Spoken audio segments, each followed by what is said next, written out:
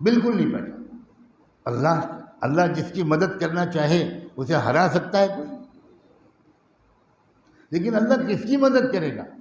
جو مال کو بھی بچا کے رکھے، جو شادیوں پر خرچ کرے، جو اپنے بچوں اور بچیوں کی ایمانی تربیت نہ کرے۔ ابھی تک کی ہماری اطلاعات کے مطابق 5000 مسلمان لڑکیاں ہندوؤں کے ساتھ بھاگ چکی ہیں، ہندوؤں کے ساتھ شادی کر چکی ہیں اور دھرم پریورتن کر چکی ہیں، اور ان میں سے کچھ بیٹیاں ان لوگوں کی ہیں جو اپنے علاقے میں بڑے دیندار مانے جاتے ہیں۔ کیا ہو رہا ہے کچھ خبر ہے آپ لوگوں کو؟ اس لیے کہ ہم نے اپنی بچیوں کی تربیت نہیں کی، ان کو دل میں ایمان ان کو نہیں سمجھایا، ان کو اسکول کالج بھیج دیا، ان کو موبائل دے دیا، اور وہ دوستیاں کر رہی ہیں۔ اور ادھر دوسری طرف پوری سازش ہے کہ زیادہ سے زیادہ مسلمان لڑکیوں کو پھنساؤ، ان کے دھرم کا ناش کرو، اور چند مہینے ان سے مزے لے کر ان کو لیمو کے چھلکے کی طرح پھینک دو، ان کی زندگیاں برباد کر دو۔ یہ باقاعدہ پلاننگ ہے۔ اور لڑکیاں ایسی بے عقل، بلکہ ماں باپ ایسے ناسمجھ کہ ان بچیوں کو بتایا ہی نہیں کہ باہر ہو کیا رہا ہے۔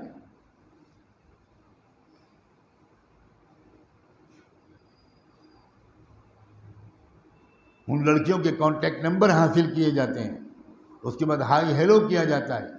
اور مجھے اندر یوں ذرائع سے یہ بات معلوم ہوئی ہے کہ باقاعدہ اس سنگٹھن کے لوگ اپنے نوجوانوں کو 1-2 مہینے ٹریننگ دیتے ہیں کہ مسلمان لوگ آپس میں کیسے بات چیت کرتے ہیں۔ ان کو سلام علیکم کرو، ان سے پوچھو کیسے مزاج ہیں، خیریت ہے، انشاءاللہ، ماشاءاللہ، الحمدللہ، سبحان اللہ۔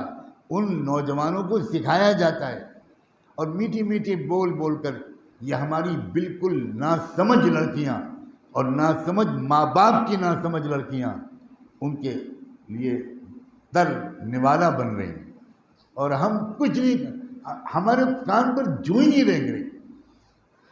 آپ میں سے کسی ایک کی رات کی نیند حرام ہوئی ہے یہ خبر سن کر؟ کیا بے غیرتی ہے! آپ میں سے کسی ایک دسترخوان پر سے اٹھائے کہ آج مجھ سے کھانا نہیں کھایا جائے گا؟ اللہ کے رسول کی امت کی ایک بیٹی کافر کے ساتھ چلی گئی، کچھ نہیں، ایبسلوٹ نارمل زندگی ہے، نہ کسی کی صحت پر اثر ہے، نہ کسی کی نیند پر اثر ہے، نہ کسی کی بھوک پر اثر ہے، قہقہے، ہنسیاں، فضول خرچیاں سب چل رہی ہیں، اور قوم لوٹی جا رہی ہے۔ آخری موقع ہے، سمجھنے کا موقع پھر نہیں ملے گا، یہ میں بالکل صاف کہہ رہا ہوں، بالکل آخری، یہ آخری موقع ہے۔ اس کے بعد تو دجال کو آنا ہے، یہ سب اسی کی پوری تیاری ہو رہی ہے۔ اور 2 اسٹیج ہیں جہاں فیصلہ کن حق اور باطل کے درمیان ٹکراؤ ہو رہا ہے، اور وہ اللہ کے رسول پہلے بتا چکے تھے۔ ایک تو ہمارا یہ خطہ ہے، ہمارا یہ علاقہ ہے، اور ایک بیت المقدس۔ اتنا فرق پڑ گیا، بے خبری کا یہ عالم ہے۔ ہم بڑے خوش ہوتے ہیں کہ مسجد میں تھوڑے نمازی بڑھ گئے،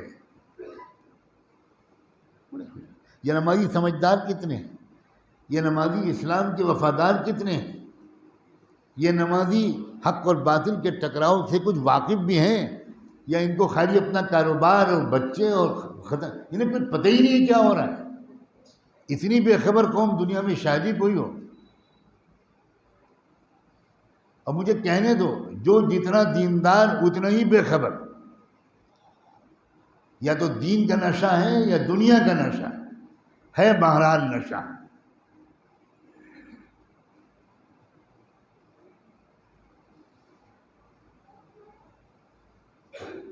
ایک زمانہ تھا، ابھی میرے بچپن کی بات ہے، میں بہت پرانی بات نہیں بیان کر رہا، 40-45 سال پہلے کی بات۔ ہمارے ملک کے مسلمان پوری دنیا میں امت مسلمہ کے حالات سے واقف رہتے تھے، فکر مند رہتے تھے، جڑے رہتے تھے، معلوم ہوتا تھا لوگوں کو، آپس میں باتیں ہوتی تھیں۔ آپ کلکتہ شہر کے رہنے والے آپ کو کلکتے کی تاریخ یقیناً بالکل معلوم ہے. آپ کو کیا معلوم یہاں سے کون سا اخبار نکلتا تھا جس نے انگریزوں کی چولیں ہلا دی تھی؟ آپ کو کیا معلوم کہ مولانا آزاد کلکتے میں بیٹھ کر کیا پیغام دے رہے تھے؟ آپ کو کچھ خبر نہیں کہ کلکتہ ان کو کیوں چھوڑنا پڑا، کیوں ان کو رانچی جیل میں بند رہنا پڑا. آپ کو بھی نہیں معلوم کہ مولانا آزاد کی بیوی کا انتقال ہوا تو مولانا آزاد نے عدالت میں درخواست کی جب سیریس بیمار تھیں کہ مجھے 2 دن کے لیے جیل سے نکال دیا جائے، میں شاید بیوی کا جنازہ بھی نہ پڑھ سکوں. انگریز عدالت نے درخواست مسترد کر دی، لیکن انتقال کے بعد ان کو موقع دیا گیا. وہ کلکتہ آئے اور اپنی بیوی کی قبر پر صرف آنسو بہائے، فاتحہ پڑھی، دعا مانگی اور ایک عجیب و غریب قسم کا کلام کہا اور واپس جیل چلے گئے. کچھ نہیں خبر آپ. خلافت تحریک کا کیسا مرکز بن گیا تھا یہ کلکتہ شہر. ایک زمانہ تھا کہ مسلمان کچھ اور تھے، ان کو فکر رہتی تھی پورے عالم اسلام کی. خلافت ختم ہوئی ترکی میں اور تحریک خلافت چلی ہمارے ملک میں. آج آپ کو معلوم ہے بیت المقدس میں کیا ہو رہا ہے؟ کچھ خبر ہے کسی؟ کچھ نہیں. کیا یہ بے تعلقی ہے؟ کیا غداری اور بے وفائی ہے؟ اللہ کے رسول فرما کر گئے ہیں صلی اللہ علیہ وآلہ وسلم، من لم یہتم بامر المسلمین فلیس منہم. جس کو امت مسلمہ کے حالات اور مسائل کی فکر نہیں ہوگی اس کا اسلام سے کوئی تعلق. حضور نے فرمایا نماز پڑھنا کافی نہیں ہے. نماز پڑھنا کافی ہوتا تو جماعت سے نماز کیوں پڑھوائی جاتی؟ جماعت سے نماز پڑھنے کا مسئلہ ہی ہے کہ ہر محلے کے لوگ 5 وقت جمع ہوں تاکہ ایک دوسرے کے حالات سے پوری طرح ہر وقت واقف رہیں. کوئی پریشانی ہو تو مدد کریں، کوئی دقت ہو تو خدمت کریں. پھر اور پورے شہر کے لوگ جمعے کے دن جمع ہوں. یہ سب اسی لیے تو تھا بھائی، ورنہ اکیلے نماز پڑھ لیتے. آپس میں ایک دوسرے کے حالات اور مسائل سے واقفیت اور ایک دوسرے کی مدد کے لیے یہ بہترین موقع دے دیا. دنیا کی کسی مذہب کے پاس نہیں. کسی پارٹی کو اپنے لوگوں کو جمع کرنا پڑتا ہے تو لاکھوں روپیہ خرچ کرنا پڑتا ہے. اللہ نے ہم کو اتنا شاندار ایک مرکز دے دیا. ہمیں یاد رکھیے کسی قوم سے